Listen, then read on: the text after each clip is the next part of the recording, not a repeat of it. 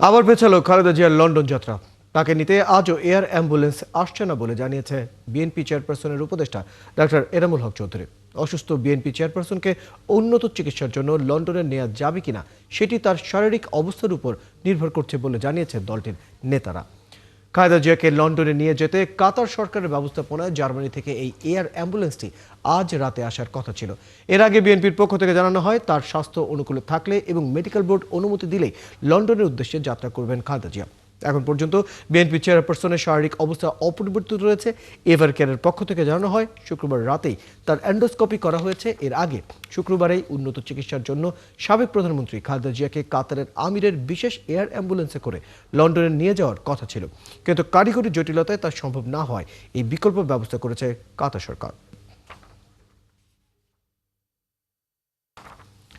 দর্শক, রাজধানী ever care হাসপাতালে আছেন সহকর্মী শাহাদুজ্জামান সাকিব। সর্বশেষ খবর নিয়ে যুক্ত হচ্ছেন আমাদের সাথে।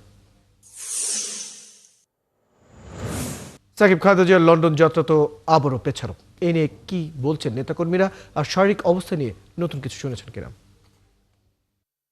ফয়সাল, খালেদা জিয়ার চিকিৎসার জন্য যে বিশেষজ্ঞ চিকিৎসক দল যুক্তরাজ্য এবং চীন থেকে এসছেন, এবং পাশাপাশি খালেদা জিয়ার পুত্রবধূ ডাক্তার জুবাইদা রহমান লন্ডন থেকে এসছেন, তারা আজ রাত 9টায় বসে সিদ্ধান্ত নেবার কথা রয়েছে।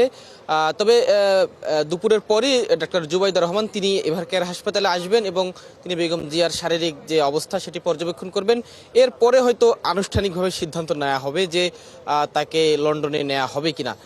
এছাড়া আমাদের কাছে যতটুকু তথ্য রয়েছে, আজকে কাতার আমিরের যে এয়ার অ্যাম্বুলেন্সটি আসবার কথা ছিল সেটি আপাতত আজকে আসছে না, তবে সেটি আগামী 10 ডিসেম্বর আসতে পারে বলে বিএনপির পক্ষ থেকে এখন পর্যন্ত জানানো হয়েছে। এবং আগামীকাল রোববার বিএনপি চেয়ারপারসনকে যে লন্ডন নেবার কথা ছিল সেটিও আসলে দুদিন পিছিয়ে দেওয়া হয়েছে।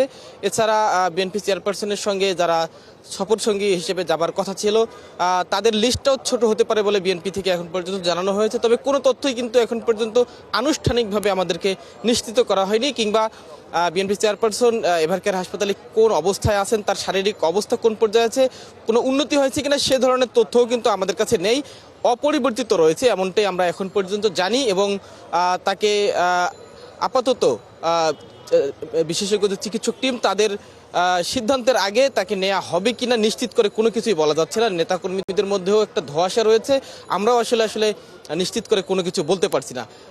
এর জন্য আসলে অপেক্ষা করা লাগতে পারে আজকে রাত 9টা পর্যন্ত। রয়েল সাকিব, আপনি খবর নিতে থাকুন, আমরা পরবর্তীতে আবারও প্রয়োজন আপনার সাথে যুক্ত হব। দর্শক, আমাদের সাথে এভার কেয়ারের সামনে থেকে বেগম খালেদা জিয়ার সর্বশেষ অবস্থা নিয়ে খবর নিয়ে যুক্ত ছিল আমাদের সহকর্মী শাহাদুজ্জামান সাকিব।